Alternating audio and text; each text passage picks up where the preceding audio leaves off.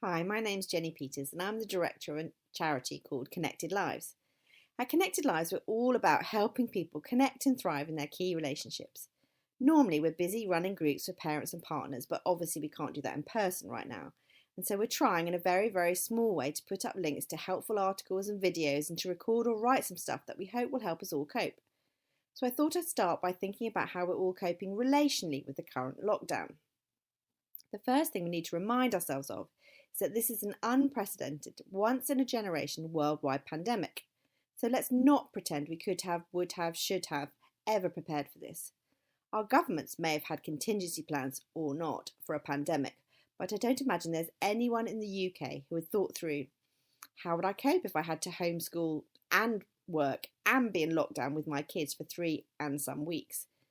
So we're all making it up as we go, and that's just how it is. We can't change it. We all deal with the sudden onset of an unknown and unplanned for stress in different ways. Some people, we'll call them super planners, like to plan the heck out of it, strategizing and organizing as a way of coping with the feelings of being very out of control. And super planners really, really hate feeling out of control. They often like to take a let's think about what we'll do if it gets as bad as it possibly could approach. They are the people saying to you right now, 3 weeks? Oh, I think we'll be in full lockdown till January 2022. These guys immediately spring into action with lists and tasks and orders and expect everyone to comply. Others like to take a more one day at a time approach. We'll call them one day at a timers. Their general mantra is, I can only live this moment right now. I can only be in this day today, sort of thing. And those people will not in any way want to start planning for a scenario that might never happen. They'd far rather bury their heads in the sand, because planning further ahead makes them feel more anxious. They're busy enough coping with the day in front of them. Still others will try and see the positives. They are the looking on the bright siders. They too are finding it hard to cope with the uncertainty and anxiety, and their way of dealing with it is not to focus on that bit, but to try and squeeze every bit of sunshine out of the situation. Relationships will heal. We'll all realise what's really important. The world is going to be so much better.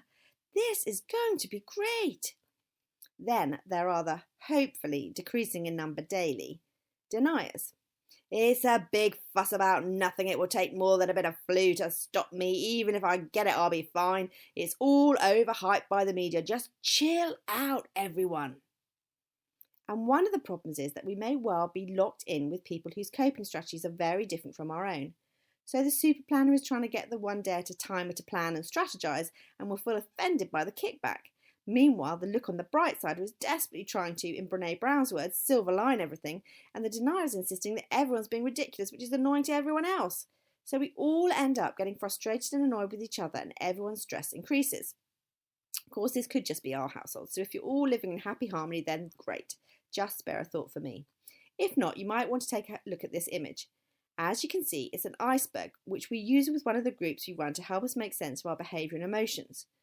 All too often, we focus on the top of the iceberg. We look at one another's behaviour and secondary feelings, snappy, controlling, refusing to engage, absent, and fail to look underneath at the sadness, fear, and vulnerability that's huge and unseen. So we are all left to feel this sadness, fear, and vulnerability alone.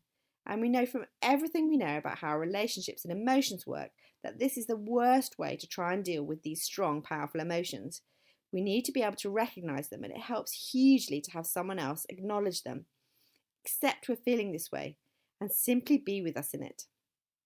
So, let's go for looking underneath the immediate behaviour and surface emotions and provide help and comfort to one another in our totally valid feelings of sadness, anxiety and vulnerability.